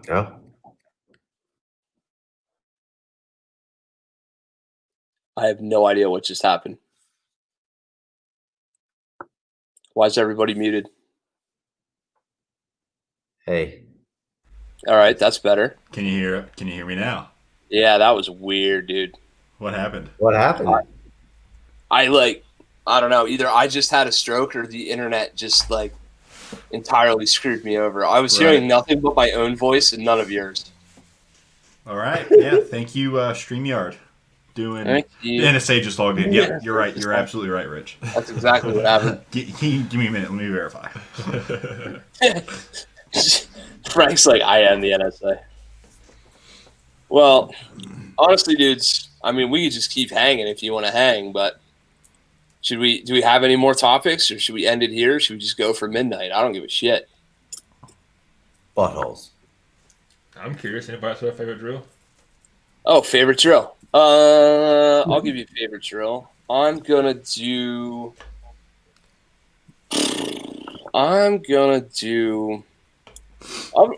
chaos from AVD. I'll do chaos out of AVD. That's my favorite. That's a good one. You know, yeah, they banned me like Trump. Don't even joke, Landon. My whole damn business will be banned off of the internet. Yeah, chaos is a good mix. You know, you guys, as a student, you got to watch me fuck it up entirely. Like the whole fucking 17. I'm like, that is 17. No, motherfucker, that's I-7. You know, just continue hammering on it. But yeah, like nothing like getting out of your comfort zone. The whole like pushing yourself. I mean, you guys were past is up there for sure. The barrel drill. You guys haven't seen the barrel drill, but Tim Herron's barrel drill is pretty fucking cool. Yeah, I had a lot of really good drill experiences. I had a lot of really good force on force experiences. You guys all need. We're hosting Bill Rapier again this year. You guys got to come up for Bill Rapier and do his integrated combatives force on force handgun, super awesome kick-ass class. I don't remember what he calls it, but it's just basically a Navy SEAL beating you up for 2 days. So that's pretty cool. Is that worth it? Yes. Yeah. No shit, it is. So it's a more of a scenario-based force-on-force class with a hands-on component. So you're actually putting hands on other role players. So you take force-on-force to the next level, which is like, what if you didn't have your gun, or what if you couldn't get your gun out, or Cool. foam knife. I liked him when you first had a podcast with him. He's cool. good shit. Yeah, Cool Bill's a good dude. I hope he hears this. He does listen occasionally. He's a solid dude. He put on a real good POI and a real safe force on force. You guys know how important it is for force on force to be done correctly. Right. He did a real good job of that. So yeah, I have a feeling he's going to get to hour 1 and be like, nope. right. Boring. Right. What about you, Zach? What's your favorite drill? Oh, it changes all the time, man. It changes because I'm depending on what I'm working with. Right now, I'm working through the advanced range master stuff, and it changes for me. So, What dictates the change? huh? What dictates that change? Accomplishing something new. But I still think my favorite is the stupid Trey, you did it. What was it? Consistency drill. Ugh. I hate that thing. I love that drill. I do love it. Other than that, I love the. Whose dog's barking? Stand by. Yeah. People do drills for real. Yeah. Got you. We hope God, I hope I Yep, hear a we're roasting gunshot.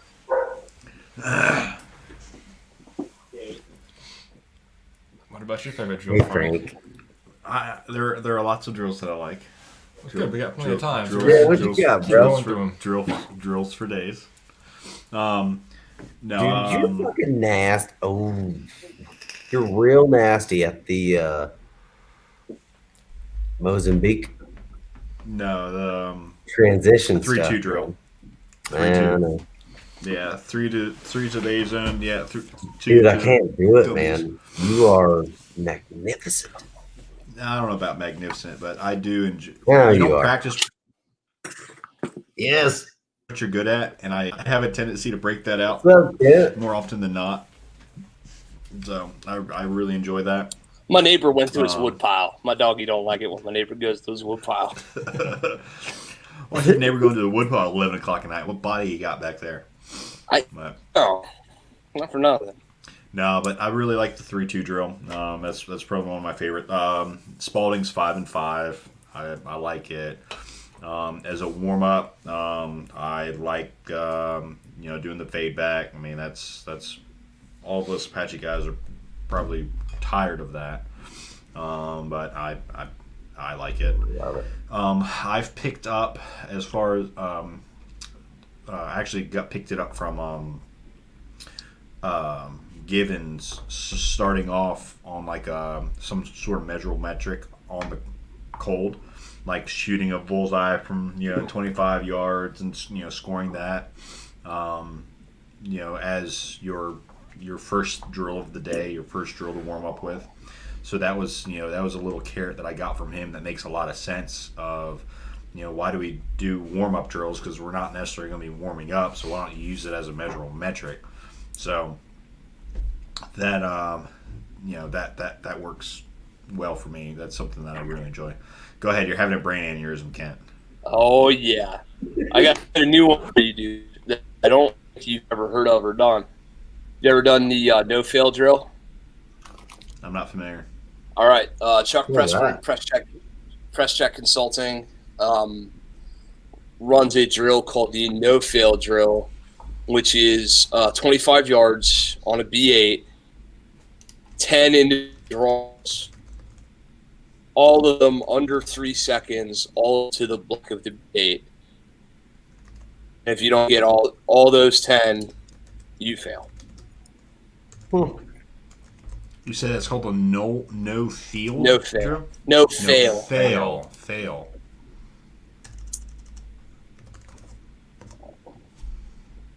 Press check. No fail. Got So you got to get that gun up and out of the holster. You got to modulate. You got to refine that sight picture. You got to press the shot. You got to do it all in under 3 seconds on the black of a B8.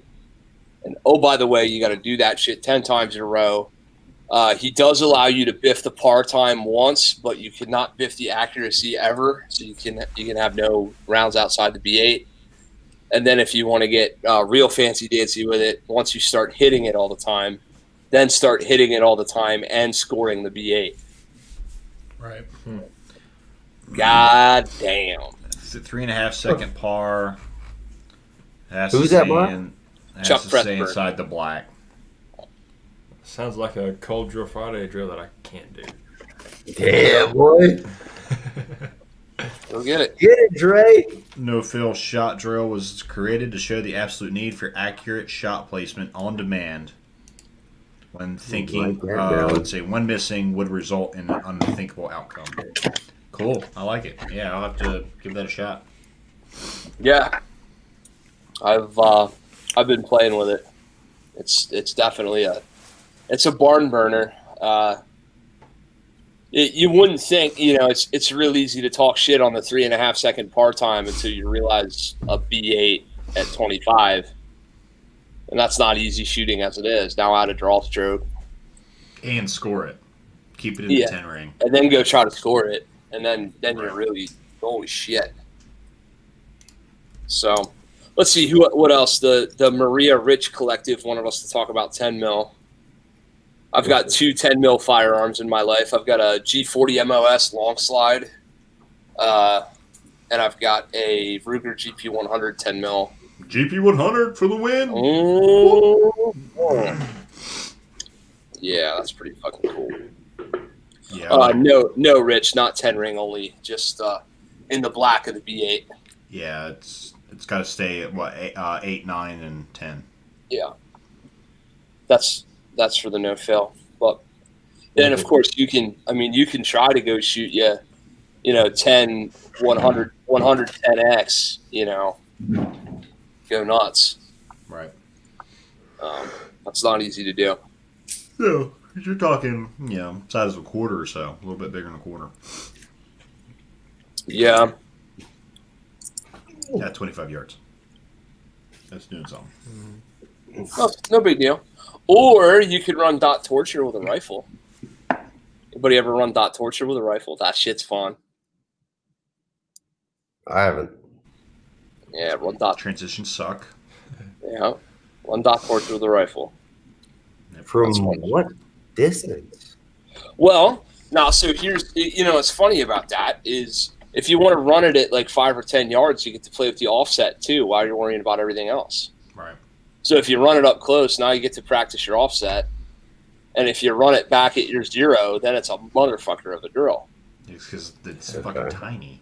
Yeah. Yeah, it makes sense. That's where LVPO comes in place. Either or. I was playing around at Oh, a 2. Jeez, what are you doing? outta He's sniffing his TJ knife. He's sniffing his TJ knife. That's awesome. I had to get some DJ in there. Yeah. What was I gonna say? No, not easy at all, Rich. Not Iron Zord Dot. It's not an easy drill. I was playing with standing 2 MOA shots at 200 with the rifle. That was not easy. I would have liked to have heard the steel ting a lot more than I was hearing on the first try. I will tell you that right now. Not easy shit. But yeah, dude. Well, listen, dudes. I think we should probably wrap this here. We've gone an hour and a half. Yeah. We've got some good info in, and we've got some silly fun time shenanigan banana pants in, especially when Zach rolled in. So that's always fun. Before we head out, do you guys have anything to plug or anything you want to talk about or any last? Let's see. I should probably do the official show readout. So let's do first things first. Each one of you dudes, tell me something you're reading right now. Give me a reading list. Something we should read. Mine's all pocket. I'm actually not in the middle of reading anything yet, but my next book is As a Man Thinketh. I've heard a lot of good things about that book. I can agree. That's a good book. I like it. I am rereading Extreme Ownership. Phenomenal book. I thoroughly suggest everyone reads that book. Jocko is kind of a Jocko Willett. Yeah. He, it's one of those old adages. If you're a SEAL, first thing you do once you get out is write a book. Right. Well, he's written many, and it's Extreme Ownership's a phenomenal book. And it really goes through just real simple things, but those simple things just absolutely straight up change your life. Just taking ownership of your life and taking ownership of what you do and what you need. It's a good read. And he's got other books that kind of follow it, but Extreme Ownership's kind of the entry into it. But great book. Yeah, it is. What are you, Zach? I'm reading I Am Not, but I Know I Am. Okay. I've never heard of that one. Huh? Who? Louis Giglio. Never heard of it. Yeah, it's good. Kent? Well, I was just pulling it up because I know whose book it is, but I forget the title. Oh, it's actually called Gunfight by Rich Nance. Yeah, Rich. I'm reading Rich's Close Quarters Gunfighting book. That's a pretty good one. It's actually an awesome book. He's got a lot of really good information in that book, especially towards the back when he starts getting into some of the mechanics and stuff. It's a pretty good book. Yeah, and then of course I'm always pimping Violence of Mind by Varg Freeborn. Right. That's a real good work out your mission kind of book. Then Repetition and Refinement, Dry Fire Reloaded, all that kind of stuff. And then real quick, let's talk about a charity. Anybody got a charity they want to talk about? I mean, I always rep Hope for Haiti, but I think we've done that. We've done that once before. Okay. Well then, I mean, Haiti could always use some more hope. How about? Wait, see, I did talk about. We're doing something different this year for charity. I am sorry, I forgot to mention this. So for this year's shows, the guest doesn't get to pick a charity anymore because all the money is being donated to firearms policy causes. So cool. GOA, FPC, SAF, probably everybody but the NRA because fuck you guys, as clearly as I could possibly say it. Probably everybody. And we've lost sponsorship to the NRA. Yeah, well, I never. Yeah, there weren't one. Let's put it that way. Yeah, we're not donating money to the NRA until they get their shit together. But that being said, we do need to donate money to firearms policy causes. If anybody's been paying attention, they'll realize that the new Congress term just started. The 117th Congress, and if you go to the 117th Congress website and you search the term firearm, and then you search the term gun, and you search all of our favorite terms that we care about, Jackson Lee, Senator Jackson Lee, also, fuck you, is doing anything she can to write new legislation to restrict our rights. So are many others. And a real shout out to some of the Republican representatives who are writing pro-gun legislation in the midst of what is probably the most tumultuous 117th Congress. It's probably one of the more tumultuous Congresses. I don't know what the plural of Congress is, but you get the idea.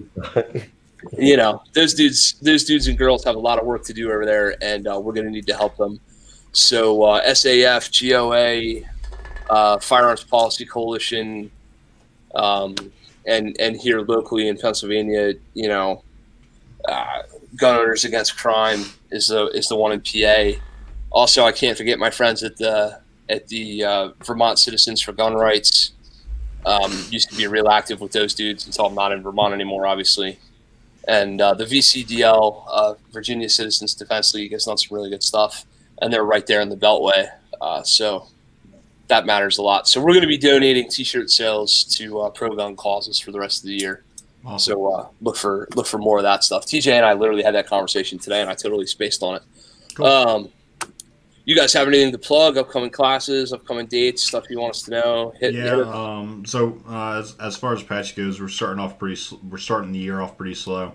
I got a bunch of basic pistol classes, things like that, for February, and then March we kick it off with the first EDC of the year. Hey. So that's an awesome class, a lot of fun. So that's March 13th. So come on out to that. That'll be a blast. That's probably our next biggest class that's on the docket. So let's see. So March 13th. And then following that in April, we got Tatiana Whitlock. That'll be there on the 17th. So you lady shooters out there, Tatiana's awesome. So come out and learn from her. Hit us up on the Instaface and Snapchat. What is all that? All the things. All the things. Except Parler, because it doesn't exist anymore. Except Parler. But that's Apache Solutions LLC. And yeah. That's it. So if you guys are interested in following these dudes individually, we have I Will Not Go Quietly as Mr. Zach. We have at Trey's Adventure, and we have at Apache 4 Rank right there. So go follow those dudes individually as well. Likes and follows and shares and subscriptions and all that shit are currency these days, whether we want to admit it or not. So go support these dudes because they're good guys and they're putting in a lot of cool work. And if nothing else, if you're following Zach's Instagram, you might get to see pictures of my butt. So yeah, Just wait, bro. Just wait. Just wait. It's probably not good. It's Coming probably, soon, bro. probably not good. There would not be a Sling'N Led podcast without Snoring and butts. right. Okay, ad read, motherfucker. I'm doing. This is a professional organization. We are doing professional big kid things. I know. I snore like a bastard. He's got a video of me and Justin snoring in unison. It's like an a cappella group. Like, it's terrible. It's amazing. It really is not good at all. Let's see. There would not be a Sling'N Led podcast without our sponsors, supporters, friends, etc. So big shout out to Primary Arms. You can find them www.greenmountaindefense.com/affiliate-links. If you need it, Primary Arms probably has it. And if they don't have it, it's not their fault because it's the end of the fucking world. Cut them some slack. They'll probably be able to get stock back in soon. If you're looking for ammunition, check out Gorilla Ammo. Those guys make some high-quality defensive rounds that you can pick up. They actually still seem to have some stuff in stock, which is cool. Terry Davis at Dark Angel Medical, code BB15. That's Bravo 15 gives you 15% off. And he's running sales that are way better than 15% off. It seems like all the time anymore. So if nothing else, let him know the Sling'N Led podcast sent you.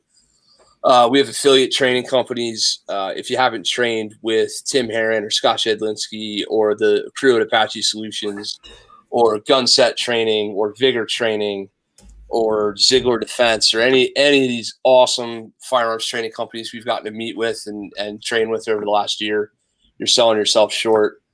Here in my local area, Phil Groff from Vigor Training, who I just mentioned before, and Sam DeSimone out of the Scranton area. Oh, what is the name of Sam's company? Evolution Training Solutions. So check out Evolution Training Solutions here in PA. Also out west here in PA, Ashton Ray, 360 Performance. He's doing some good things. So make sure you check out Ashton. Let's see.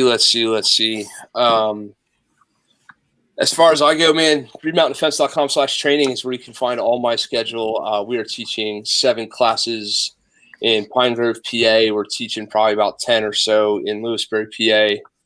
And we are traveling to the beautiful Apache range down in August. We're headed down to Apache Solutions, bringing out CCW Essentials.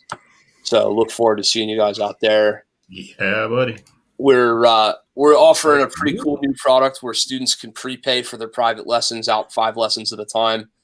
Get 20% off if you prepay them, but now you're committed like a gym membership, which means I own your ass. So you better be doing dry fire. greenmountaindefense.com/courses is where you'll find that. And let's see. My man TJ is making knives at TKR Knives on Instagram. You got to check that stuff out. He's doing great things. TJ is the lead slinging ginger. I am Kent Howard with Green Mountain Defense. As always, thank you all so much for yet another year. This is episode 63, and we're really psyched to be able to continue to bring it to you. Email us at slingandleadpodcast. Excuse me, not at slingandleadpodcast@gmail.com. We both monitor that. Check out the Sling and Lead Podcast Facebook group. And more things to come in the new year. We're really excited about it. If you guys have suggestions, either for guests, if you would like to be a guest, or if you know somebody who should be, please hit me up and let me know that. And most importantly, guys, be good. Take care of yourselves. Get out and shoot. And until we see each other again, we really appreciate you. Bye-bye now. Bye, Trey. See ya. Bye. Well, it's not – you guys don't have to leave. It's just not